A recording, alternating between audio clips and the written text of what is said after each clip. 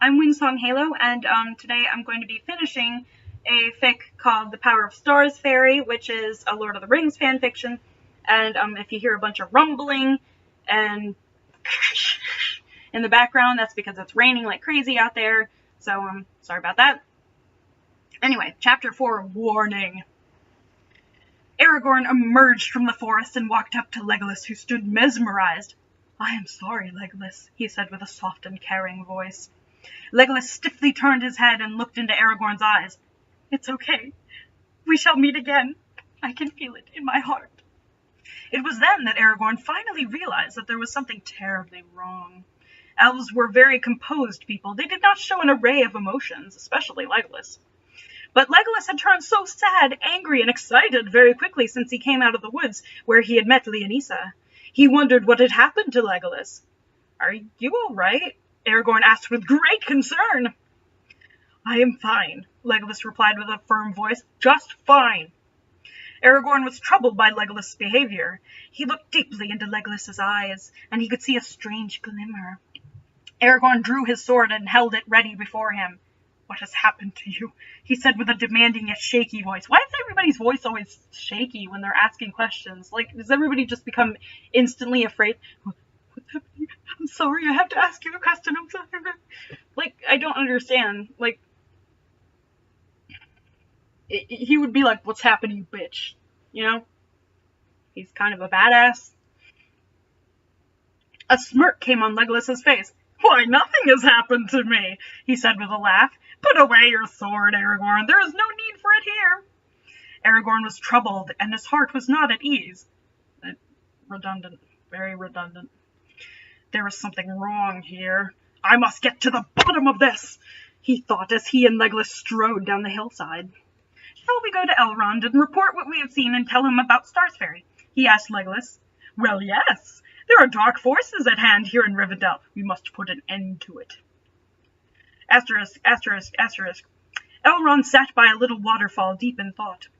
The calmness of the falling water on the rocks and the peaceful atmosphere helped clear his mind and focus on some important matters. From a distance, Legolas and Aragorn saw Elrond and quickened their pace towards him. "What are you two doing in such a hurry?" he asked. "It's about Starsfairy. I mean Leonisa. She is evil," Legolas said with a hasty voice. "Evil!" Elrond exclaimed with a laugh. "Why would you ever think that?"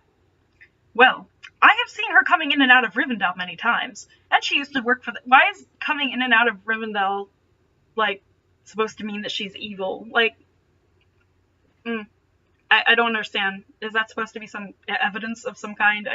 Anyway, and she used to work for the Dark Lord. I think she is under his command once more. When Legolas told her that he knew she was evil, she kissed him and quickly fled.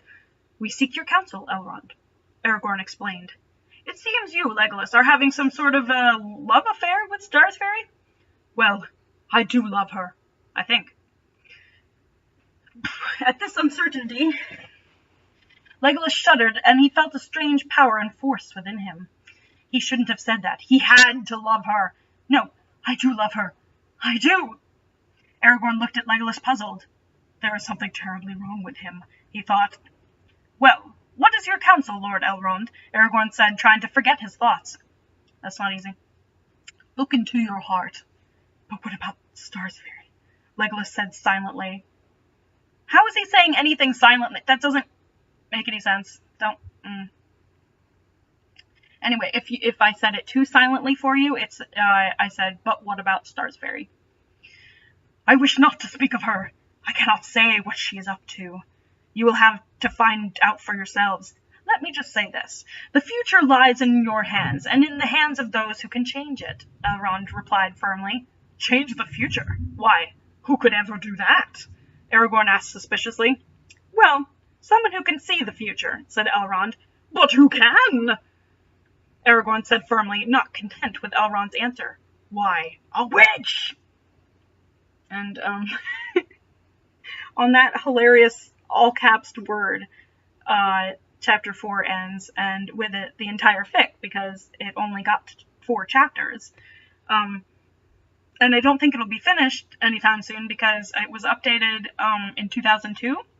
So, yeah. Thank you for being here for this reading of The Power of Starsfairy, and hope to see you next time I read something.